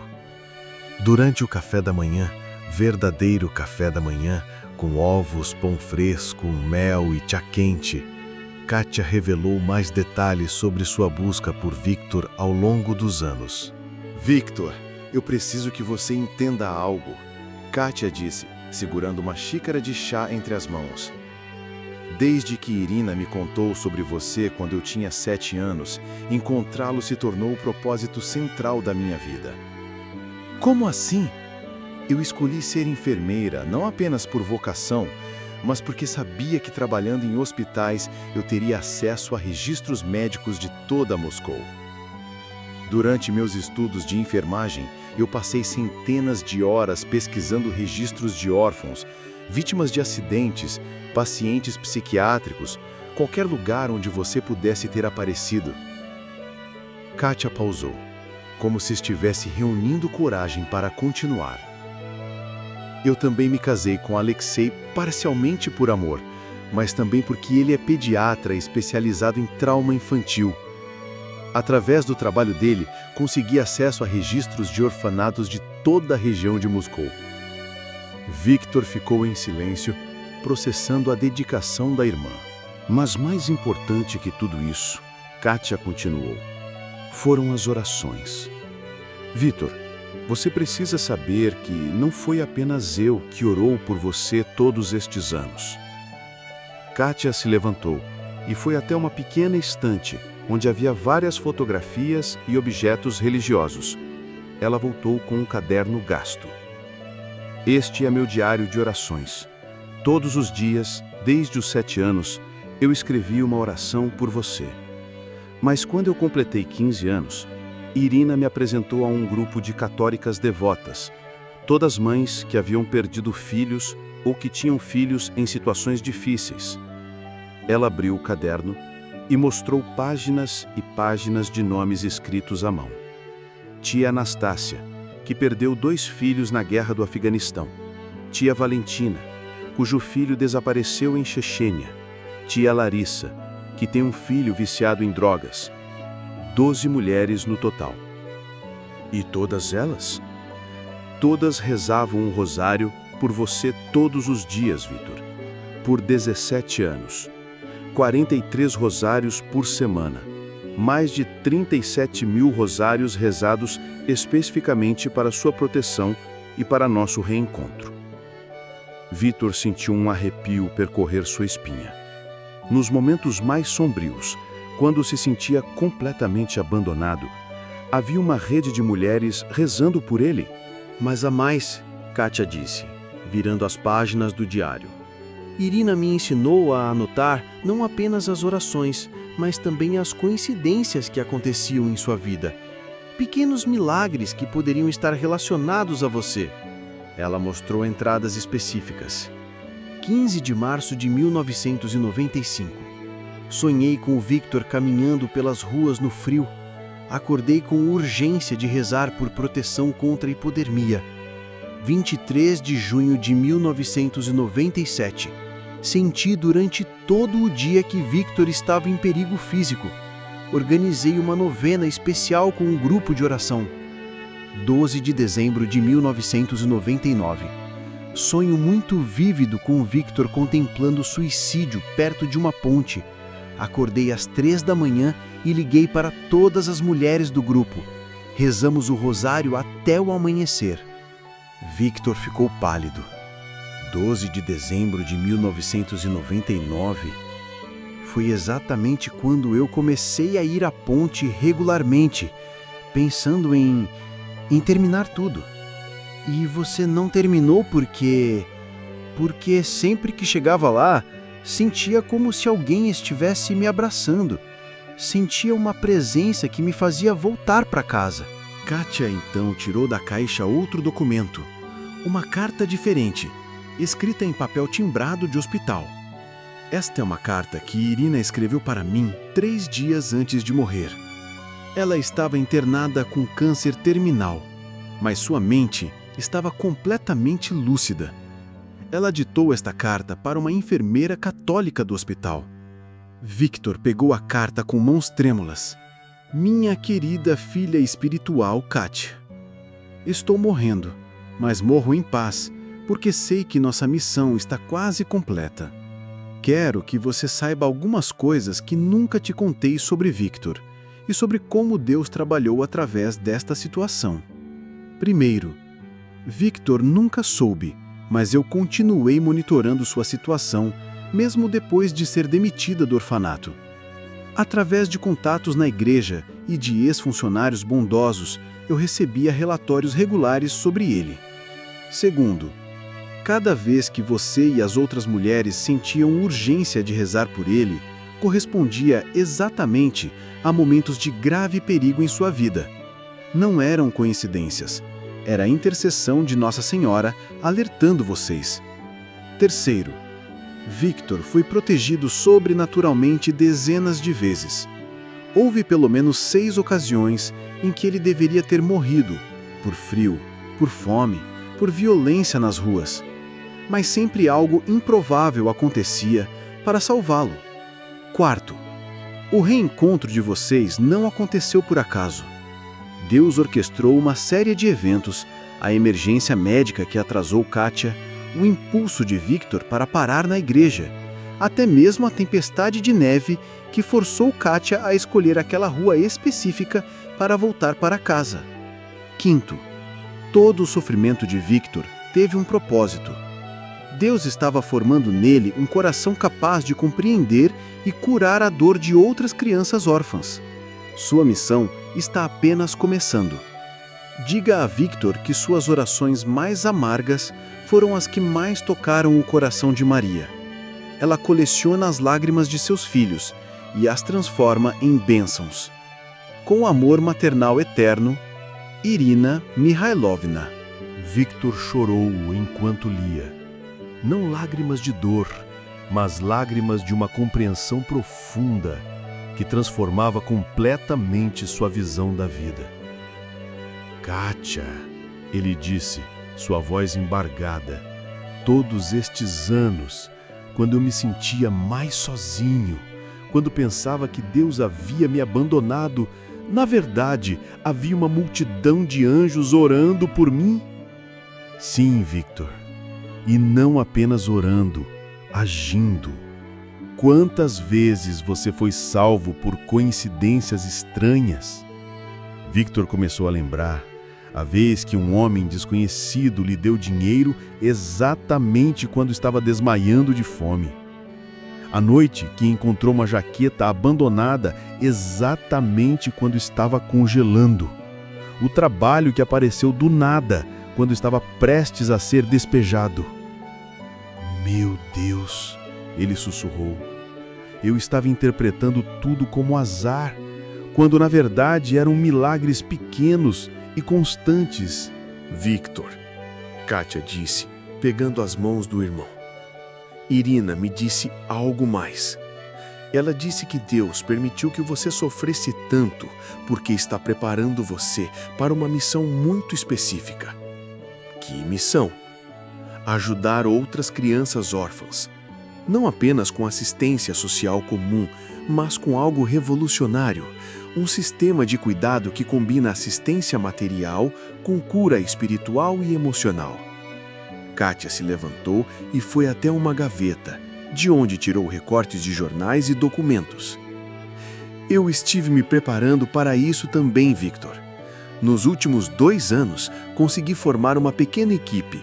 Médicos, psicólogos, assistentes sociais, todos católicos devotos. Estávamos esperando apenas uma coisa: você. Eu? Mas eu não tenho educação formal, não tenho dinheiro, não tenho qualificações. Victor, você tem algo que nenhuma qualificação formal pode dar. Você viveu exatamente o que essas crianças estão vivendo. Você conhece a dor delas de dentro para fora.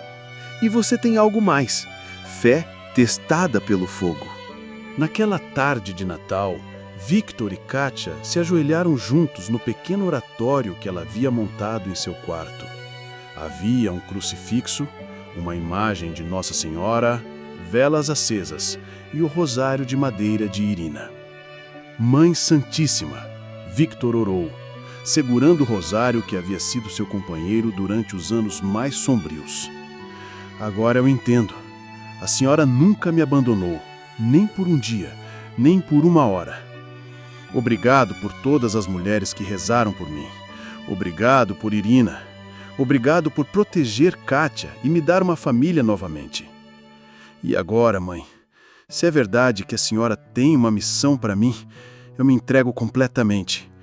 Use minhas mãos para consolar órfãos. Use minha história para dar esperança aos desesperados. Use minha dor transformada em amor para curar outras dores. Kátia acrescentou: Nossa Senhora, nós oferecemos nossas vidas a serviço das crianças abandonadas.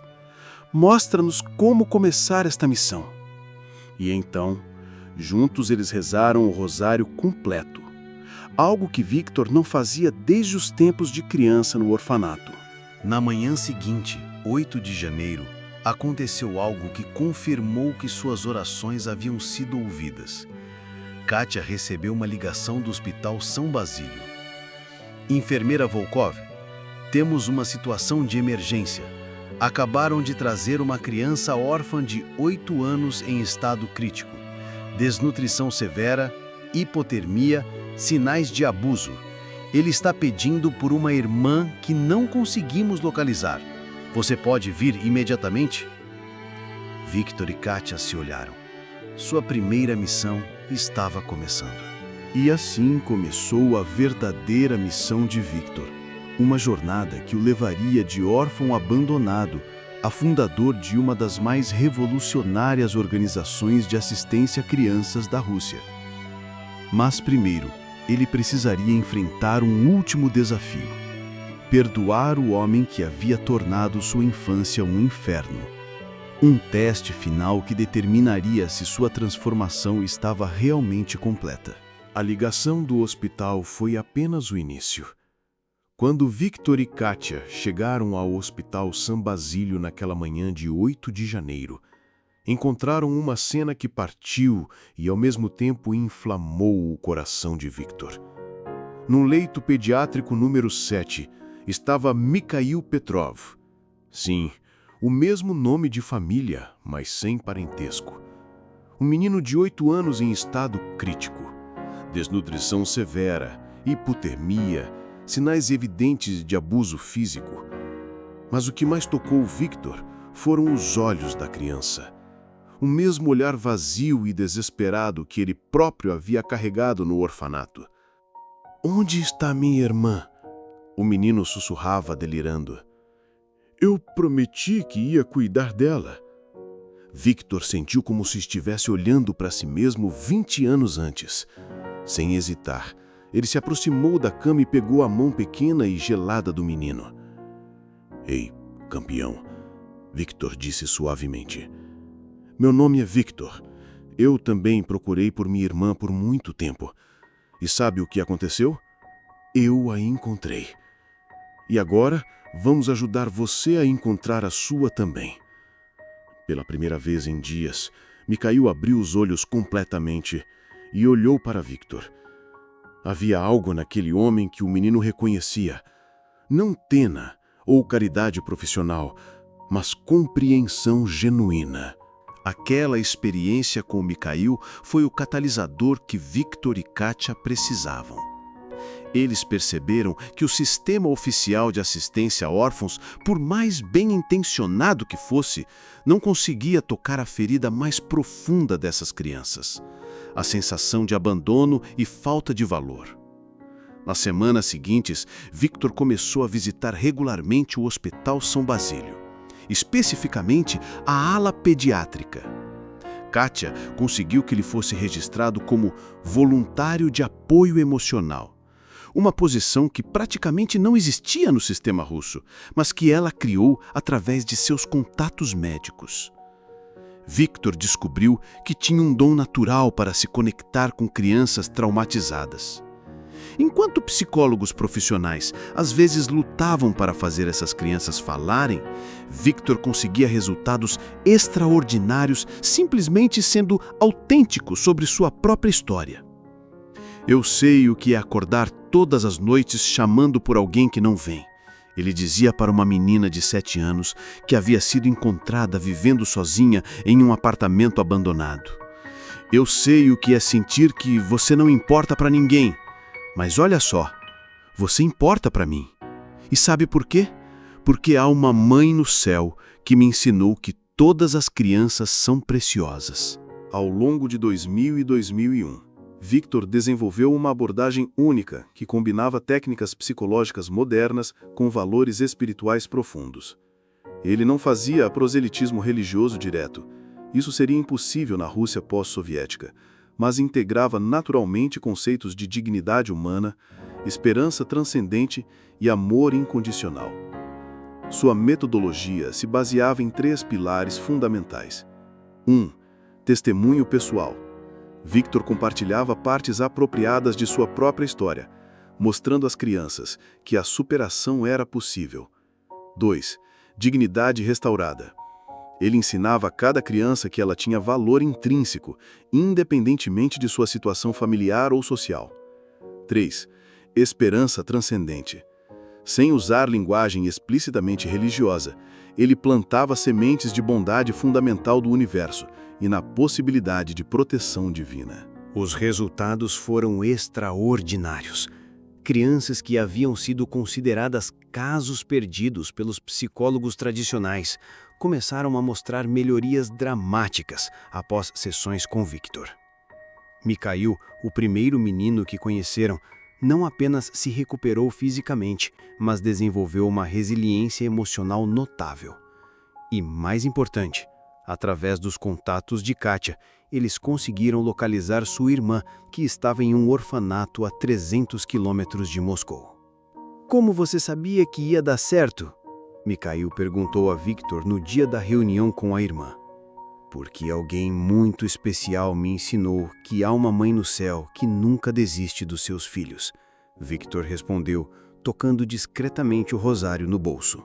Em março de 2002, Victor e Katia fundaram oficialmente a Casa da Esperança, Dom Nadezhdy, em russo, uma organização sem fins lucrativos dedicada ao cuidado holístico de crianças órfãs e abandonadas.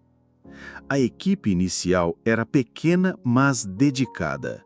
Victor como diretor de apoio emocional, Katia como coordenadora médica, Alexei, marido de Katia, como pediatra consultor e 2 psicólogas católicas que haviam conhecido através da rede de oração de Irina. O diferencial da Casa da Esperança não era apenas a abordagem, mas a constância. Enquanto o sistema oficial tratava órfãos como números em relatórios, Victor tratava cada criança como se fosse um membro da família. Vocês não são casos, ele dizia para cada criança nova. Vocês são meus irmãos e irmãs mais novos. E família não abandona a família. A reputação da Casa da Esperança se espalhou rapidamente através da comunidade médica e social de Moscou. Hospitais começaram a solicitar especificamente os serviços de Victor para casos de crianças traumatizadas. Orfanatos estatais, inicialmente resistentes, começaram a permitir visitas quando viram os resultados. Em 2003, a organização havia ajudado diretamente mais de 150 crianças. Algumas foram reunidas com familiares, outras encontraram famílias adotivas através da rede de contatos católicos que Katia havia desenvolvido. Todas receberam algo que nunca haviam tido antes, a certeza de que eram amadas. Victor desenvolveu um programa inovador de irmãos mais velhos, jovens adultos que haviam superado traumas infantis e se tornavam mentores de crianças mais novas. Era uma forma de multiplicar o impacto de sua própria experiência. O maior teste da organização veio em 2004, quando um escândalo financeiro no governo municipal cortou drasticamente o financiamento para organizações sociais. A Casa da Esperança estava à beira da falência. Talvez seja um sinal de que deveríamos parar, Katia disse durante uma reunião de emergência da equipe. Não, Victor respondeu firmemente. Irina me ensinou que quando o trabalho é de Deus, Ele sempre provê. Precisamos confiar. Naquela noite, Victor foi ao pequeno oratório que haviam montado no escritório da organização e rezou com um rosário de madeira de Irina. Mãe Santíssima, Se esta missão é realmente sua vontade, a senhora sabe que precisamos de ajuda. Não por nós, mas pelas crianças que ainda precisam de esperança. 3 dias depois dessa oração, Victor recebeu uma ligação inesperada. Era de um jornalista do jornal Izvestia, um dos maiores da Rússia. Senhor Petrov, recebemos informações sobre o trabalho da Casa da Esperança. Gostaríamos de fazer uma reportagem especial sobre sua história e sua organização. A reportagem, publicada em primeira página com o título O Órfão que Cura Órfãos, causou um impacto nacional. Mas mais importante que a publicidade foram as consequências práticas. Uma empresária católica de São Petersburgo, que havia perdido um filho em acidente, se ofereceu para ser a principal financiadora da organização. Um político influente, tocado pela história, conseguiu aprovação para um programa piloto que permitiria à Casa da Esperança operar em orfanatos estatais oficialmente. Mas a maior surpresa veio na forma de uma carta enviada por correio. Senhor Victor Petrov, li sobre sua história no jornal. Sou ex-funcionária do Orfanato Estatal número 47. Trabalhei lá nos anos 1990 e lembro de você e de Irina Mikhailovna. Há algo que você precisa saber sobre Dmitry Volkov.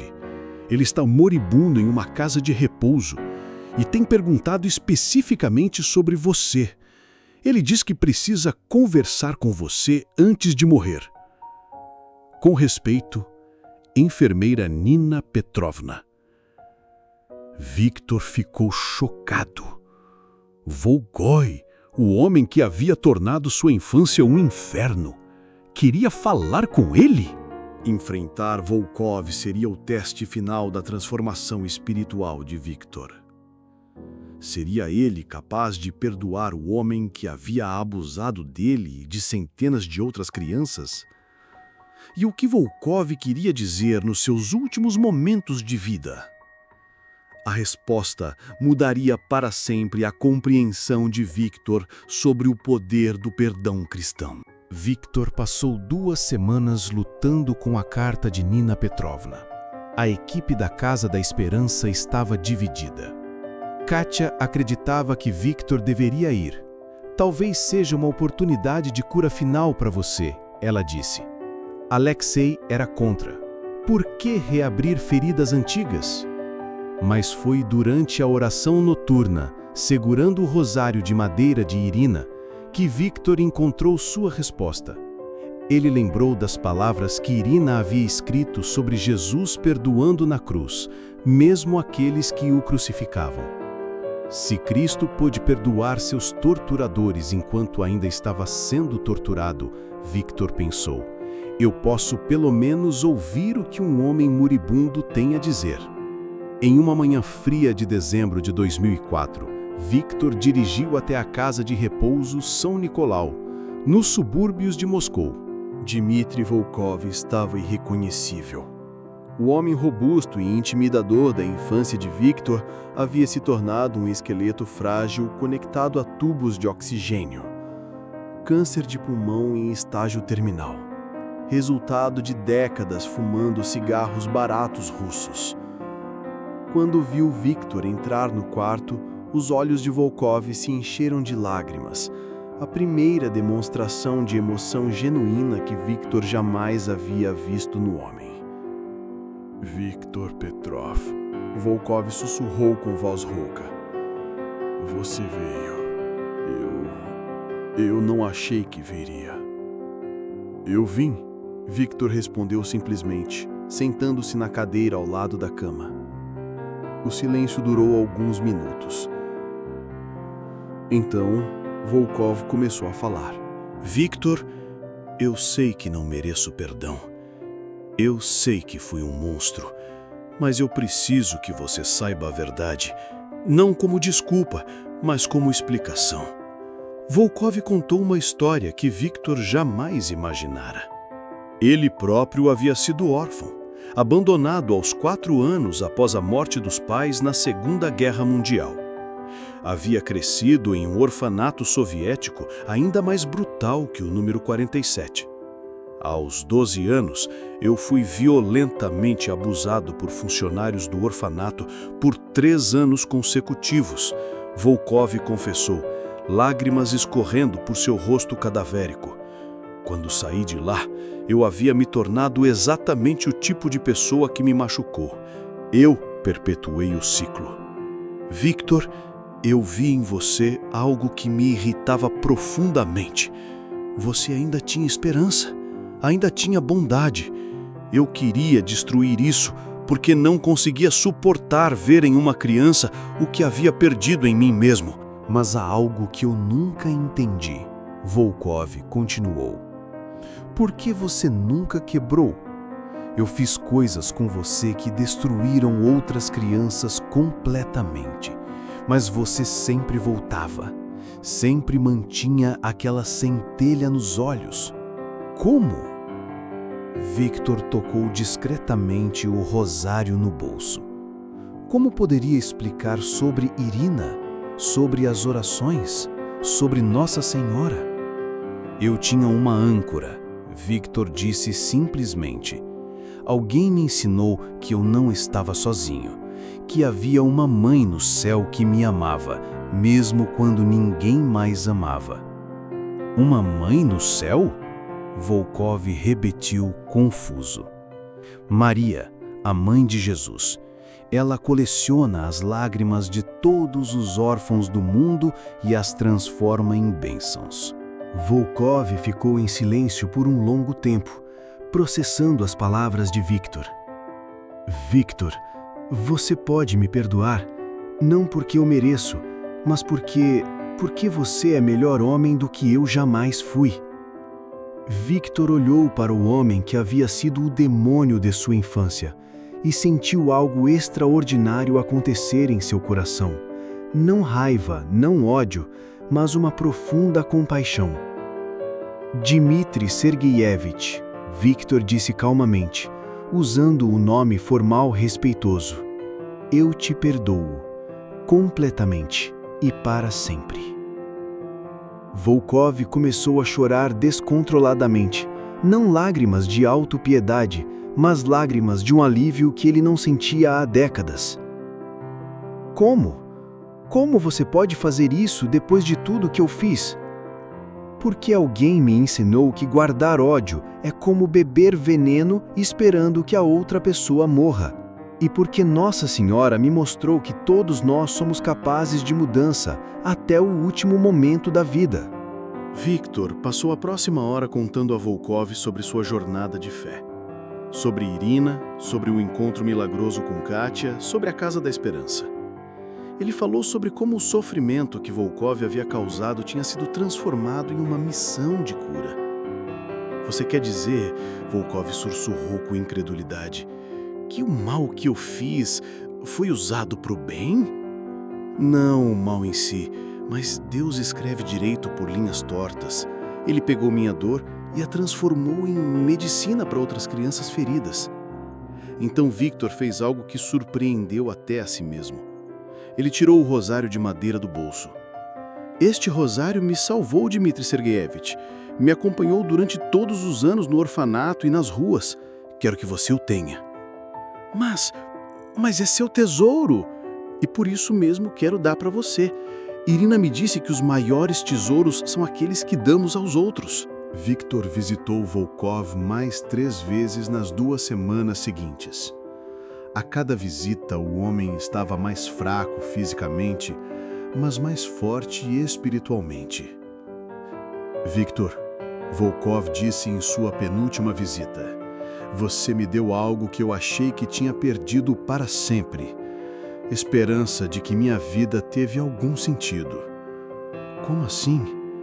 Se minha crueldade foi parte do que formou você para salvar outras crianças, então talvez até minha vida terrível tenha servido a um propósito maior. Victor segurou a mão frágil de Volkov. Deus pode usar qualquer coisa para seus planos, Dmitry Sergeyevich, mesmo nossas maiores falhas. Volkov morreu 3 dias depois, em 23 de dezembro de 2004. Suas últimas palavras, de acordo com a enfermeira, foram: Ave Maria, rogai por nós pecadores. Victor foi ao funeral. Era o único presente. A partir daquela experiência de perdão total, algo extraordinário aconteceu com a missão de Victor. Era como se as últimas correntes que o prendiam ao passado tivessem sido quebradas, liberando uma energia espiritual ainda maior. Os números da transformação. Em 2024, 20 anos após a morte de Volkov, a Casa da Esperança havia se tornado uma das maiores organizações de assistência a órfãos da Europa Oriental. 27.500 crianças diretamente beneficiadas. 152 lares de acolhimento especializados em trauma infantil. 8 países onde a metodologia é aplicada. 1.200 funcionários e voluntários treinados. 89% de taxa de sucesso na reintegração social das crianças assistidas. Mas os números não contam a história completa. Victor se casou com Maria, sim, o mesmo nome de Nossa Senhora, uma psicóloga católica que conheceu através da rede de oração de Irina. Eles adotaram 5 crianças, todas ex-assistidas da Casa da Esperança, que não encontraram famílias biológicas ou adotivas. Nossa casa está sempre cheia. Victor ri quando falam sobre sua família. Mas nossos corações também, e isso é exatamente como Nossa Senhora planejou. Se Victor pudesse falar diretamente com você que está ouvindo esta história, ele diria: não importa onde você está agora, não importa o que você passou, não importa quantas vezes você foi abandonado, traído ou machucado, há uma mãe no céu que conhece seu nome, que coleciona suas lágrimas e que tem um plano extraordinário para a sua vida. Sua maior ferida pode se tornar sua maior missão. Sua dor mais profunda pode se tornar sua fonte de cura mais poderosa. E você nunca, nunca está sozinho. Porque no final, o amor sempre vence. Sempre. Santa Maria, Mãe dos órfãos e abandonados, vós que consolastes os puros nos momentos mais sombrios, consolai também todos aqueles que sofrem hoje.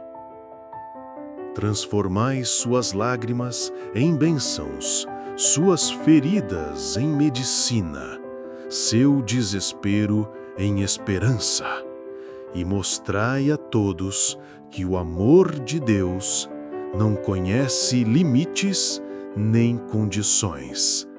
Amém. Se esta história tocou seu coração, não aguarde apenas para você. Compartilhe com alguém que precisa saber que não está sozinho. Inscreva-se no canal para mais histórias de fé e superação. E deixe nos comentários seu pedido de oração, porque assim como Nossa Senhora ouviu as orações por Victor, ela também está ouvindo as suas. Lembre-se, sua história não terminou. Pode estar difícil agora, mas Deus está escrevendo um final glorioso para a sua vida. Confie, ore e nunca desista. Até nosso próximo encontro. Que Nossa Senhora os proteja e os abençoe abundantemente.